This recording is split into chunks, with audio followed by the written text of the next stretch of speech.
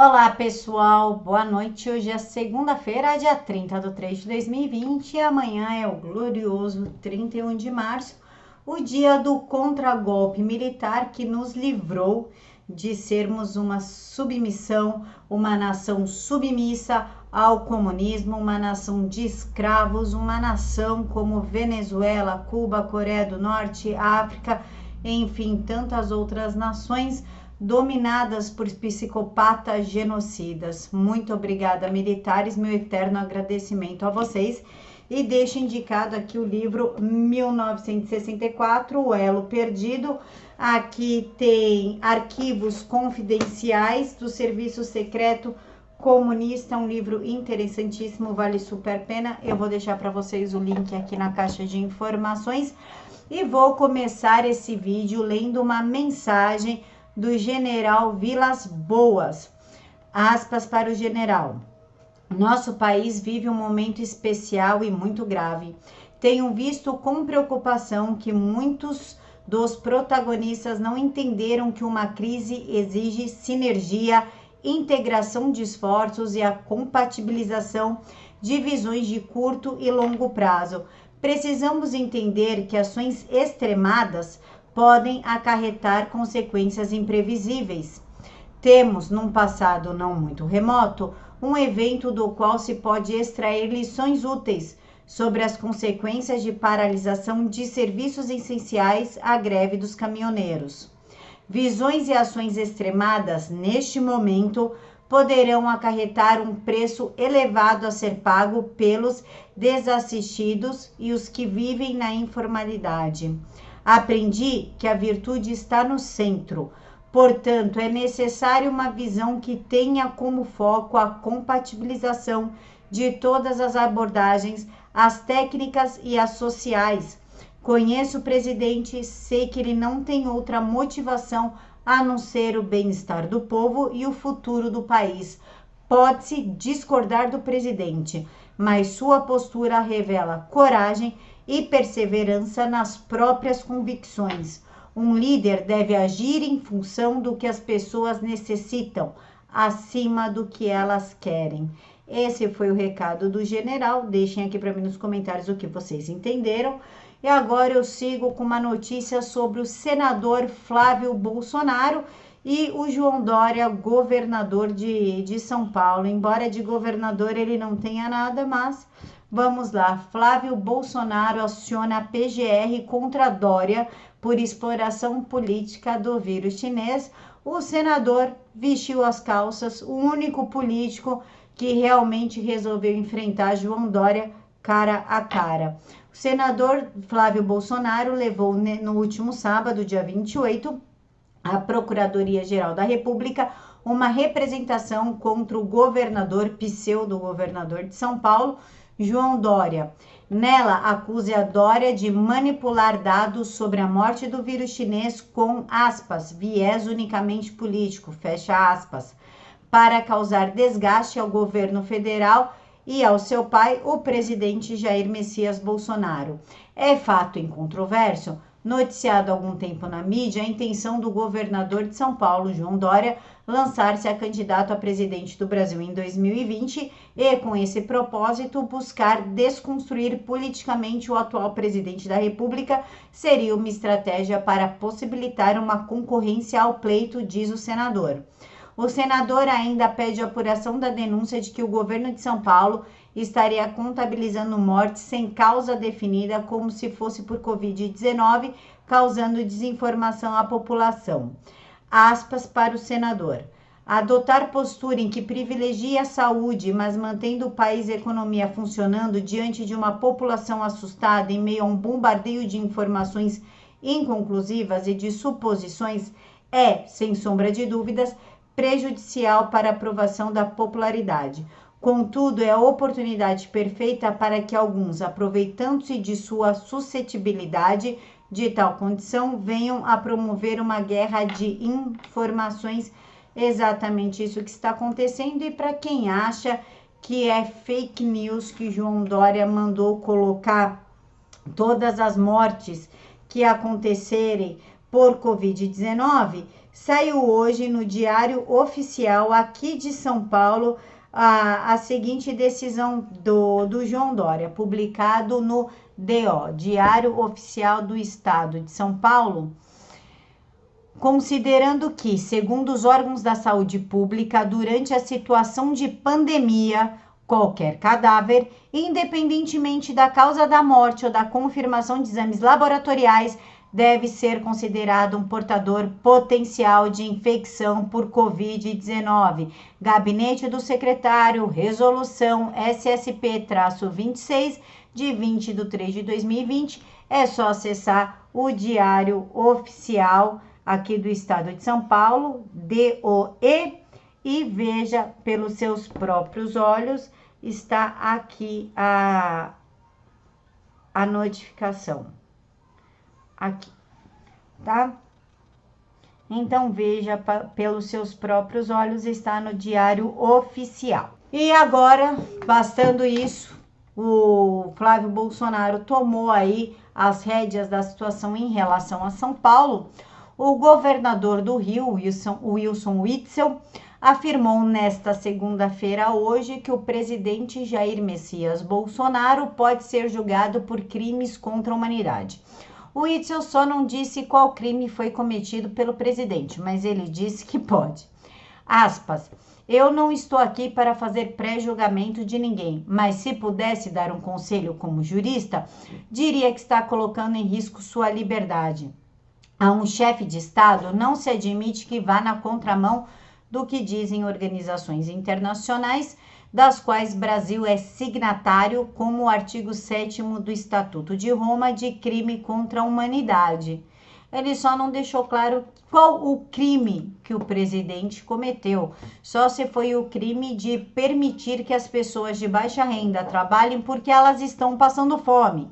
Crime contra a humanidade é o que faz a África, a Coreia do Norte, Venezuela, Cuba, Guiana, enfim, tantos países aí governado por ídolos do Witzel, né? Como Maduro, por exemplo, Xi Jinping na China, é tudo ídolo dele. Eu acho que ele não tem a mínima noção do que ele está falando. Infelizmente, o governador do Rio de Janeiro sofre de uma megalomania e ainda não entendeu a sua posição no mundo. E estranhamente veio também do Rio de Janeiro, coincidências, não sei se existem, vai saber. Procuradores do Rio de Janeiro, do Ministério Público Federal do Rio de Janeiro, querem submissão total do Brasil à OMS. Isso mesmo, para esses procuradores, soberania não existe. Quem sabe, na cabecinha deles existe um governo único e quem manda é a ONU e a OMS. Eles querem que o Brasil seja 100% submisso às determinações da OMS com pena de multa diária. Inclusive, um procurador da República do Rio de Janeiro quer que o presidente Jair Bolsonaro pague uma multa de R$100 mil. Eu já vou contar essa história para vocês. Após o pronunciamento na última terça-feira do presidente da República, Jair Messias Bolsonaro, aquele pronunciamento que ele falou com a população pobre de baixa renda que precisa trabalhar, vocês lembram? Na terça-feira do dia 24? Então, os procuradores não gostaram do pronunciamento e as câmaras de coordenação e revisão do Ministério Público Federal e a Procuradoria Federal dos Direitos do Cidadão solicitaram que o Procurador-Geral Augusto Aras faça uma recomendação ao presidente Jair Messias Bolsonaro para que sejam seguidas todas as orientações da Organização Mundial da Saúde em relação à crise sanitária provocada pelo vírus chinês.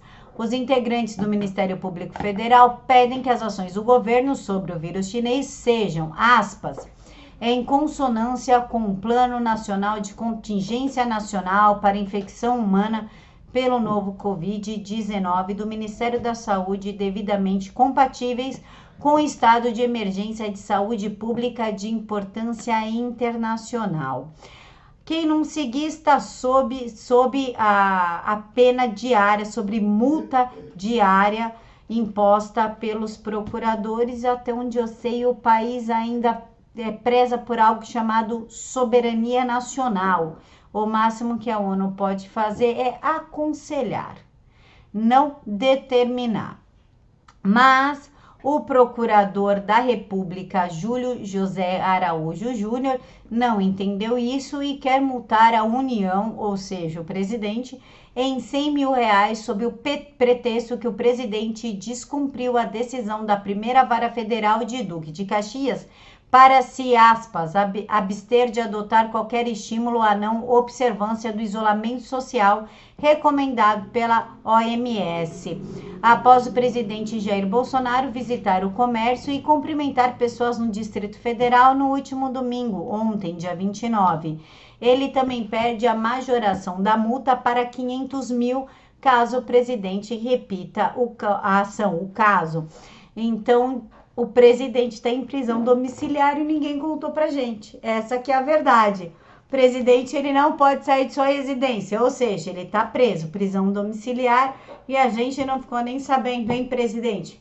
Custava tuitar que o senhor está preso, porque de acordo com o procurador do Rio de Janeiro, Júlio José Araújo Júnior, o senhor tem que se ajoelhar para determinações ocorridas no Rio de Janeiro. Exatamente isso, senhores. Rio de Janeiro e São Paulo, sob os comandos de Witzel e Dória, estão se achando acima do bem e do mal, acima da nação, acima do presidente. Enfim, eles estão dominando a situação toda. Ainda não entenderam que eles são governadores e que a reeleição dos mesmos é impossível de acontecer.